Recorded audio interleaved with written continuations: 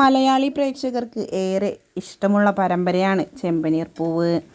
ചെമ്പനീർ പൂവിൻ്റെ main attraction എന്തെന്നാൽ രേവതിയും സച്ചിയും തമ്മിലുള്ള കോംബോയായിരുന്നു.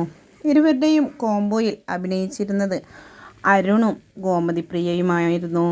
ഇരുവരുടെയും ആ ഒരു കോംബോ മലയാളികൾ ഏറെ ആസ്വദിച്ചിരുന്നു എന്ന് വേണമെങ്കിൽ പറയാം.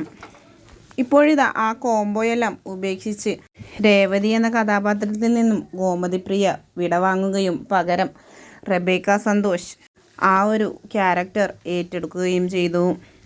പക്ഷേ ഗോമതിപ്രിയയുടെ അത്രയും റീച്ചോ ഫാൻ ബേസോ ഒന്നും തന്നെ റെബേക്കയ്ക്കില്ല എന്നതാണ് വാസ്തവം.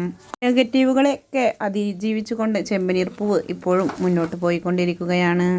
ഇപ്പോഴിത് രേവതിയായി അഭിനയിച്ചിരുന്ന ഗോമതിപ്രിയയുടെ പുതിയ ഫോട്ടോഷൂട്ട് ചിത്രങ്ങളാണ് സമൂഹ മാധ്യമങ്ങളിൽ വൈറലാവുന്നത്.